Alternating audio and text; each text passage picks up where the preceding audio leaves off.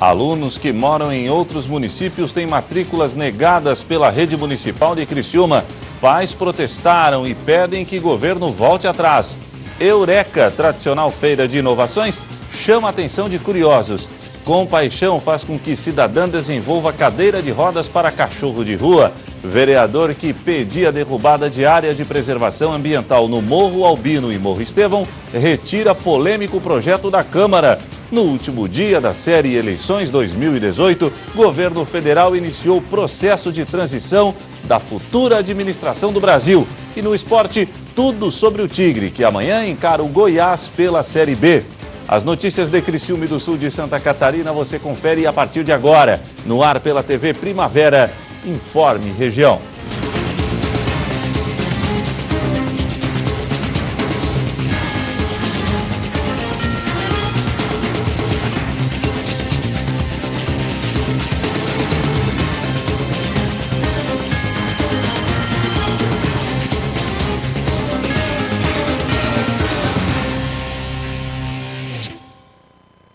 Hoje, quarta-feira, 31 de outubro de 2018. Para você que sintoniza a tela da TV Primavera, uma boa noite.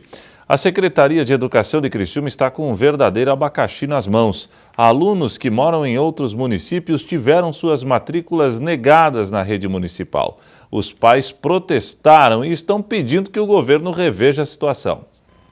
Dezenas de pais se reuniram em protesto na tarde desta quarta-feira na Prefeitura de Criciúma. Eles vieram de Forquilinha, Morro da Fumaça e Sara, e todos eles têm uma coisa em comum. Seus filhos estudam em escolas públicas municipais em Criciúma, mas tiveram as rematrículas para o próximo ano letivo canceladas. A partir do momento que a gente recebeu o bilhete da escola, que foi segunda-feira, dia 29, informando que os filhos que estão estudando na escola de municípios vizinhos não poderiam mais estar fazendo parte da escola, a gente se mobilizou pelo telefone, como todo mundo faz, e fomos no mesmo dia, isso foi de manhã, ao dia à tarde, que foi dia 29, a gente foi no Ministério Público, ver o que a gente podia fazer para poder reverter essa situação, né? Porque nossos filhos estudam lá desde os anos iniciais. Então, fomos no Ministério Público em torno de 15 pais representando esses 50 alunos que hoje estão tentando tirar da escola. Fomos em torno de 15 pais, fizemos a primeira parte ali, tentando fazer a denúncia. A assistente da promotoria pediu para a gente que ela ia fazer a parte dela, ia passar para o promotor, porém o promotor estaria de licença, foi o que foi passado para a gente, e que era para a gente vir até a prefeitura tentar conversar com a Secretaria da Educação, e foi o que a gente fez, tudo no mesmo dia. Chegando aqui, a gente conseguiu conversar com a Secretaria da Educação, só que a gente não teve retorno positivo. Para os pais foi um susto. Segundo eles, todos os alunos já haviam sido rematriculados dentro do prazo estabelecido pelas escolas. Somente dias depois, quando inclusive o prazo para a matrícula em outras escolas já havia sido encerrado, os alunos receberam bilhetes falando da recusa em permanecer na escola no ano que vem. Primeiramente, a gente acha que, eu acho que estão brincando, né, com a gente, né, que a gente chega a ser uma falta de respeito, né, a rematrícula era até dia 19 de outubro, todo mundo já tinha enviado a documentação e agora como assim, né? Então, foi um susto. Onde eu vou botar minha filha? Como vai funcionar isso, entendeu? Que base ele teve isso para poder fazer isso? A gente sabe que os nossos filhos têm custos, sim, certo? Como qualquer criança para uma escola, porém é um investimento, né? Para o município de Sara, Criciúma, para o Brasil. A gente sabe disso, só que cada criança hoje matriculada em toda a escola, ela recebe por matrícula uma verba do governo, né? Então assim, ela tem um custo, só que o governo está pagando por isso, a gente paga os nossos impostos para isso, né? Independente se ela estuda no estadual ou no municipal. A determinação partiu da Secretaria de Educação de Criciúma, que entende que legalmente a responsabilidade do município é a de prover o ensino fundamental para seus munícipes. Com a decisão, pelo menos 300 alunos que residem em outros municípios teriam as matrículas negadas. Para discutir o assunto, uma reunião entre as prefeituras envolvidas foi agendada para a tarde desta quarta-feira. E o assunto pegou gente de surpresa. A gente também foi pego de surpresa, né, por essa tomada de atitude da Prefeitura de Criciúma, né? Esses alunos que vinham do nosso município, que vinham estudando no município de Criciúma, também foi eles que foram aceitando isso, né? porque nós temos vagas nas nossas escolas para matricular essas crianças lá. O prefeito de Içara também foi até a prefeitura para participar da reunião. É de lá que vem a maior parte dos alunos que hoje estão com as rematrículas negadas. Para o prefeito, situações como essa são e serão cada vez mais comuns com o crescimento das cidades. Hoje os municípios estão muito conurbados. Tem alunos de Içara que estudam em Criciúma, tem alunos do Rincão que estudam em Içara, tem alunos de Içara que estudam em Morro da Fumaça. Os limites dos municípios, onde tem a escola, onde facilita a logística, acaba atendendo a população de outro. Eu tenho certeza que no diálogo com o prefeito Clésio Salvar essa situação fica plenamente resolvida e os pais vão continuar tendo seus filhos estudando nas escolas que eles desejarem, porque tem tanto vagas sobrando em quantidade superior à necessidade, em Içara como em Criciúma. E o prefeito garantiu que essa situação pode ser resolvida a partir do diálogo entre os municípios. É muito fácil de ser resolvido quando se tem boa vontade. Então nós sabemos quanto é que é a transferência do IDEB por aluno, se é Fundamental 1, se é Fundamental 2, se é Educação Infantil. E na eventualidade de ser um aluno de Içara que esteja estudando em Criciúma, aquilo que extrapolar no custo a receita do Fundeb, se o Fundeb passa R$500 e o custo for 700, não tem problema de a Prefeitura de Içara completar os 200 que faltam para que Criciúma fique sem prejuízo. Da mobilização realizada entre os pais, pelo menos uma certeza. O advogado que acompanha o caso e defende as famílias nesse processo afirmou que o decreto que seria assinado pelo prefeito, confirmando a negação das rematrículas, ficou para depois. Conversamos agora com a assessoria. O que a assessoria nos passou? Ela passou que não existe nenhum decreto a ser assinado hoje. Ou seja, esse decreto, que era o nosso medo, já não existe mais, só que existem ainda alguns pontos a serem questionados, porque nós, as crianças, nós pais, recebemos um ofício, esse ofício descrevendo que nossos filhos não podem mais estudar em Criciúma. Então essa é uma questão que tem que ser decidida pelo prefeito para ver se realmente está suspenso essa questão do decreto, não existe mais, e qual vai ser o próximo passo desse questionamento, né? Que tal uma máquina que deixa o refrigerante gelado em apenas 2 minutos? Ou então uma mesa de Pacau, Pebolim, que joga sozinha. Essas inovações podem ser encontradas na Eureka, a tradicional feira de invenções dos alunos do Instituto Mauá de Tecnologia de São Paulo e que, claro, é sucesso em todo o país. Parece uma simples brincadeira de criança. Mas essa mesa de Pebolim é uma invenção inovadora, que envolve conceitos de engenharia mecânica e elétrica. Ela possui inteligência artificial, ou seja, ela pode ser sua adversária numa partida. Alguém quer brincar? A gente tem uma câmera, é nosso único sensor. A gente, por meio da câmera, descobre a posição da bolinha. Tem uns algoritmos de inteligência que preveem a bolinha e a velocidade dela. E a gente calcula algumas estratégias, dependendo da posição e da velocidade, aonde a bolinha vai estar, o que cada fileira vai fazer. A invenção despertou a curiosidade de muitos jogadores, que resolveram desafiar a mesa inteligente. Acho que dá para encarar a máquina aí? Dá para vencer a máquina?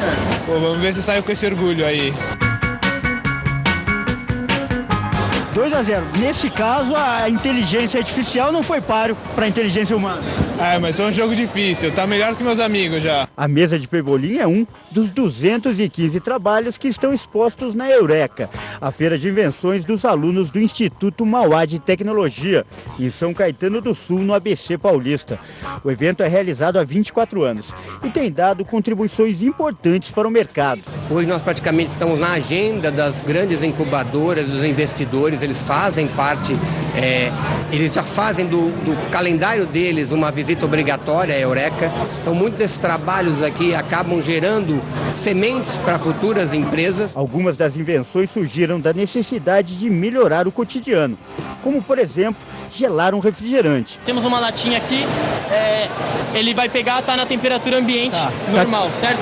Vou colocar ela aqui nessa ventosa, o banho, vamos fechar a máquina e dar o start. 2 minutos contando a partir de agora. 10 segundos agora, vamos na contagem regressiva. 5, 4, 3, 2, 1. Finalizou o tempo. Vamos abrir a máquina agora. Tá gelado? Vamos ver. Eu garanto que tá gelado. Vamos ver então. Olha ela saindo aí. Vamos deixar escorrer um pouquinho. Tirar. Vou pedir só pra você segurar. Tá gelado?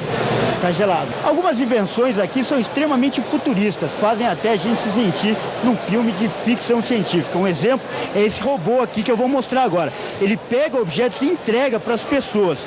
O primeiro passo é esse aqui, ó. Eu chego e ele faz a leitura da palma da minha mão. Em seguida ele vai pegar uma bala e vai entregar ela bem na minha mão.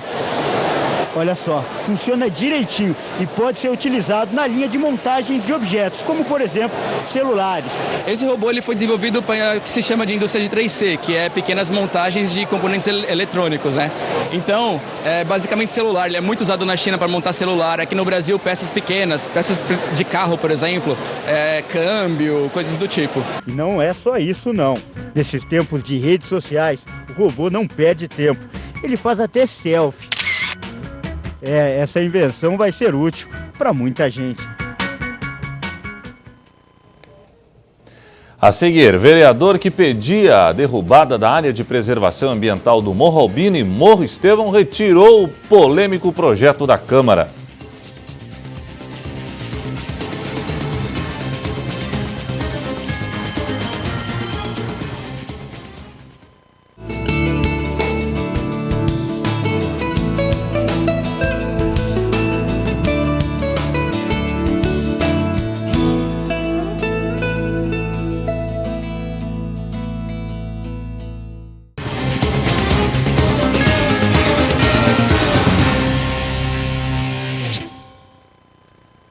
A compaixão de uma cidadã ajudou um cãozinho de rua que nasceu com uma deficiência. Conheça melhor essa história através da reportagem da jornalista Yara Lopes.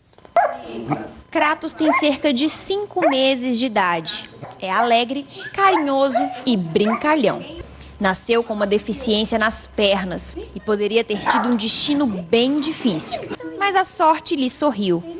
A sorte também atende por Lidiane, protetora independente de animais. Ela foi procurada por uma vizinha que encontrou o pequeno cachorro abandonado na rua. Arrastando na Avenida São Paulo, já era umas 11 horas da noite. E daí ela trouxe, pegou pensando em mim justamente, né?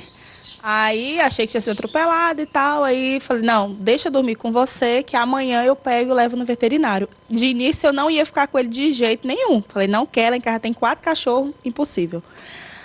Aí levei no sábado, né, da manhã seguinte, levei no veterinário e aí o veterinário falou que ele já nasceu assim. Má formação genética, ele tem um coração grande, fizemos um ultrassom, o coração dele é o maior órgão do corpo dele.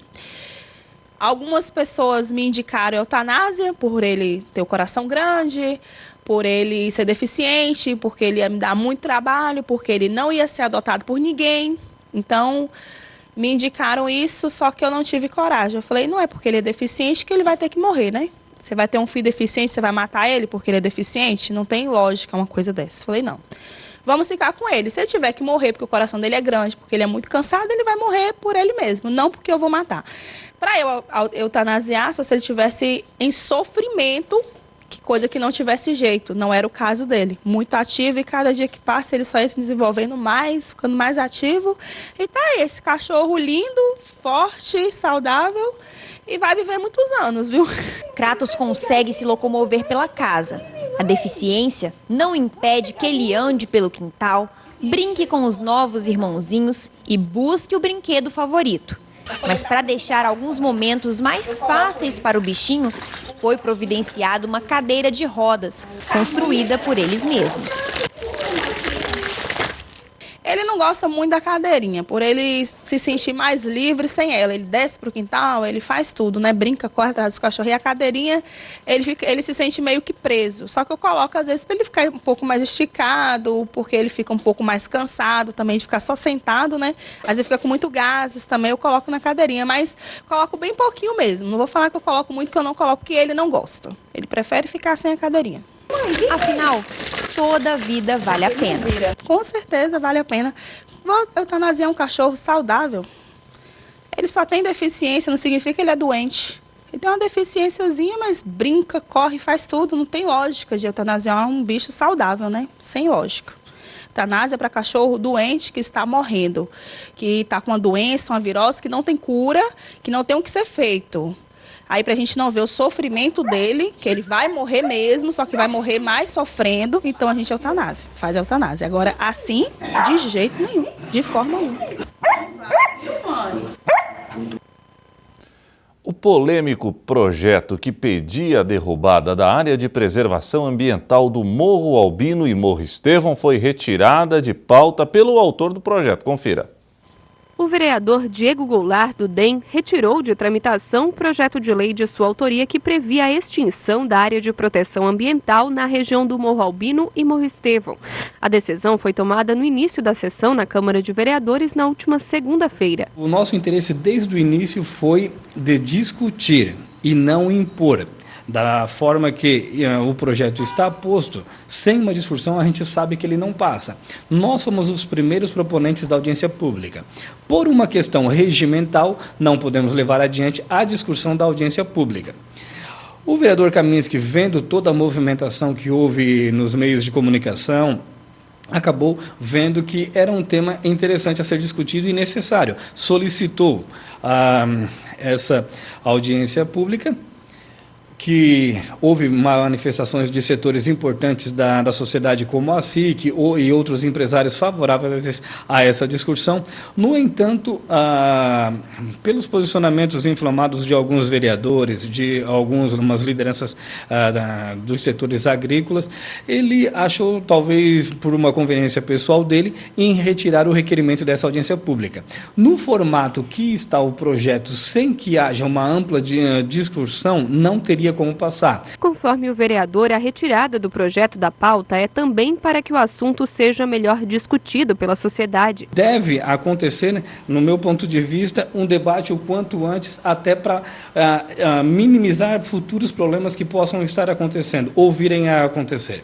Não temos dúvida que a condução do plano de manejo que está sendo feita pelo Unesc será bem feito. No entanto, como ele foi contratado em março, com a possibilidade de em 12 meses ele ser concluído, nós achamos que, estando nós em novembro, é um período que já deu para eles iniciarem o trabalho, terem uma noção exata do que é o problema, e nesse momento nós achamos que essas audiências públicas deveriam ocorrer. Como não aconteceu como planejado, para não impedir o desenvolvimento da cidade, para não fazermos uma polêmica maior, sabendo do resultado final e pensando no desenvolvimento da cidade, acabamos retirando então o projeto. O parlamentar falou ainda sobre uma ADIM, uma ação direta de inconstitucionalidade que pode ser aprovada no Supremo Tribunal Federal e que mudaria os rumos dessa discussão. Qual a razão dessa ADIM?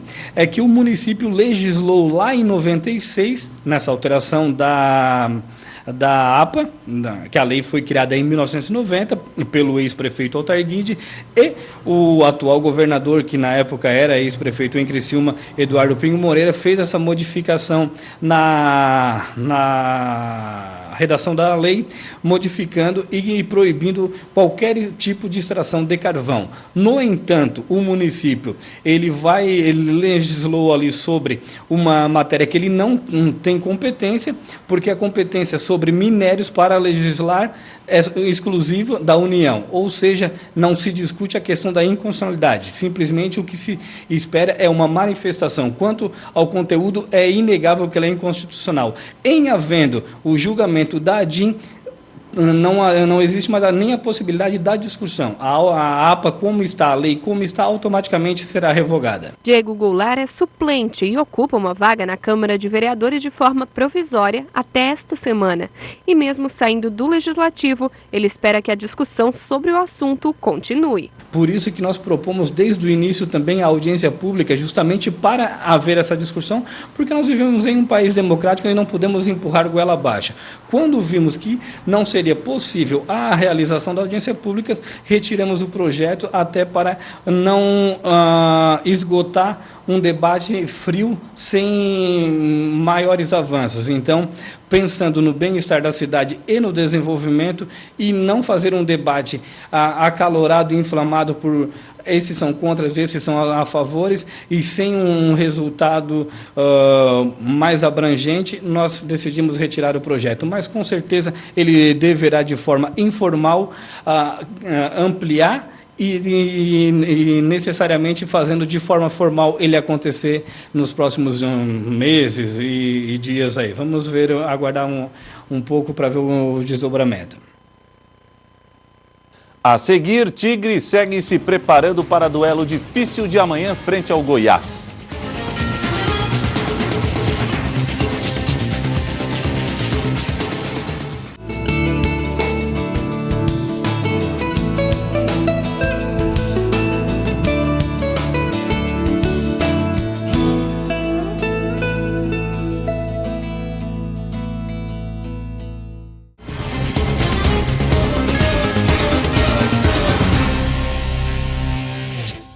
Na última reportagem do quadro Eleições 2018, vamos acompanhar como anda o processo de governo de transição entre Michel Temer e Jair Bolsonaro, atual e futuro presidente da República.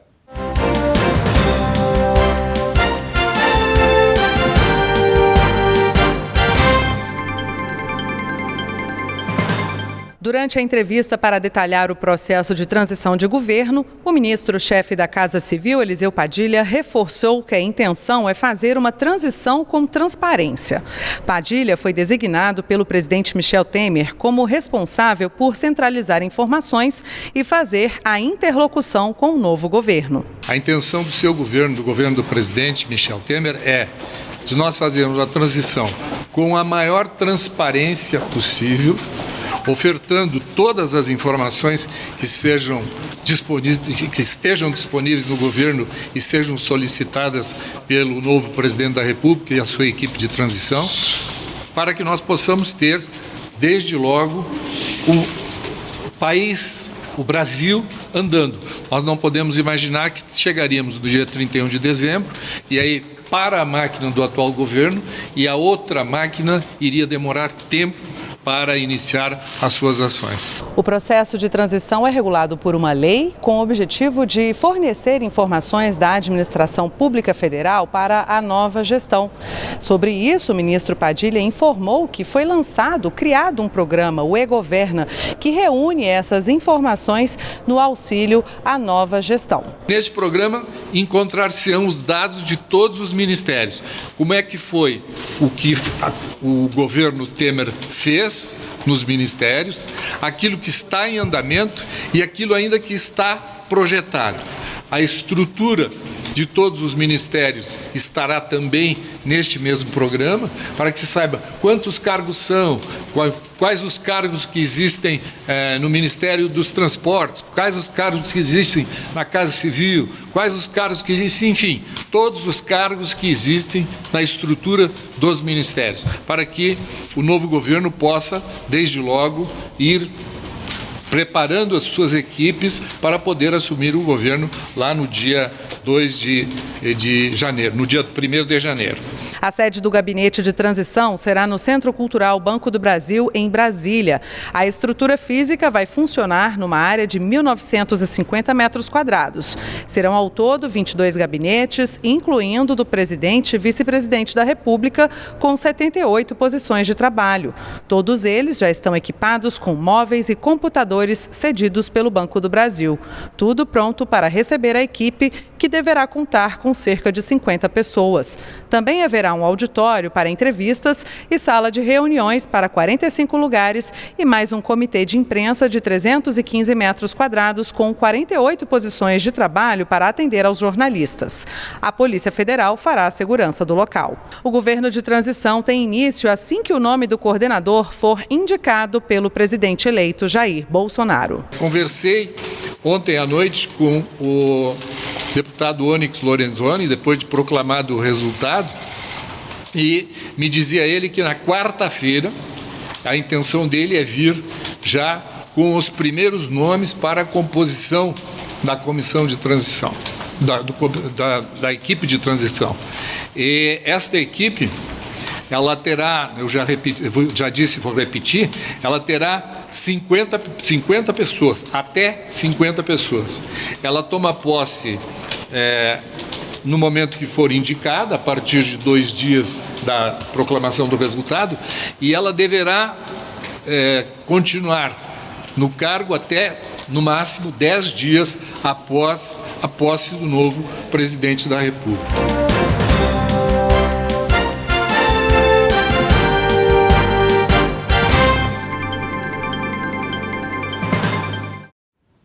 Agora o esporte. Nesta quinta-feira, o Criciúma encara o Goiás pela Série B. O jogo, para variar, é de vida ou morte. E para variar de novo, o técnico Mazzola Júnior tem problemas para escalar o time.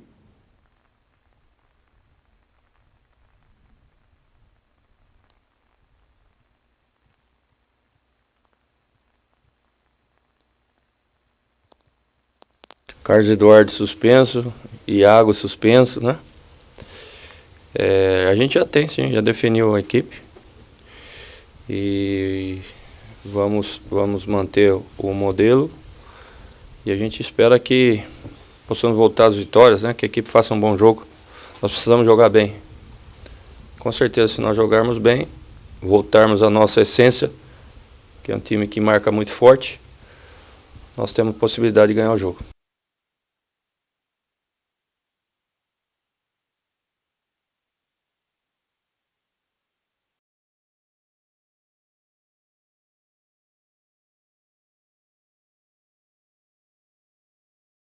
É um jogo grande, né? Vamos dizer assim, né? Infelizmente, o nosso objetivo é diferente do Goiás, né? Gostaríamos nós de estar brigando lá em cima também, como o Goiás está. E jogo importante, como serão esses últimos 5?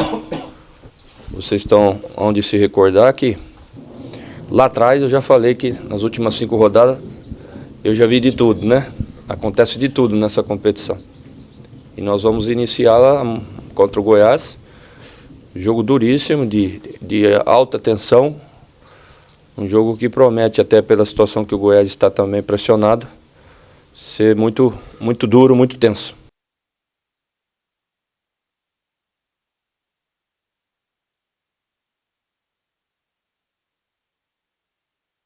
E a prova está aí. Você vê que não é a primeira vez que acontece isso com a gente, né? No começo do segundo turno, aquela euforia toda, quando a gente saiu da zona do rebaixamento, né? E aí nós ficamos 5 jogos sem ganhar também, lembra? Foi. Esse campeonato é assim. Por isso que a gente procurou alertar desde o começo, né?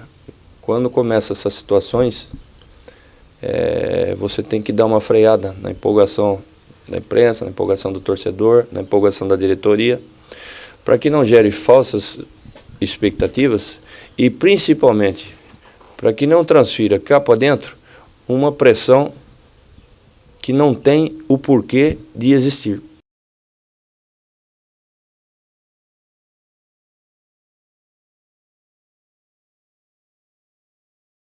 Não, isso é atenção especial ao time todo do Goiás, né?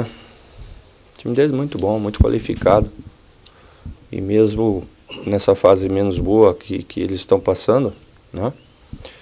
Eles têm peças para troca, né? Que poucos clubes da Série B têm, né? A atenção vai ser em todos, no time todo do Goiás. Mas que também tem suas deficiências, né? Então, eles também vão ter que ter... Nós vamos ter que ter atenção com o Lucão e com todo o time do Goiás. Mas eles também vão ter que ter atenção com o Zé Carlos, com o Vitor, né? A mesma história do Gustavo. Eu acho que eles também vão respeitar bastante, talvez muito mais o Zé do que nós, o Lucão. E o Informe Região desta quarta-feira fica por aqui. Obrigado pela audiência e até amanhã, se Deus assim permitir. Boa noite.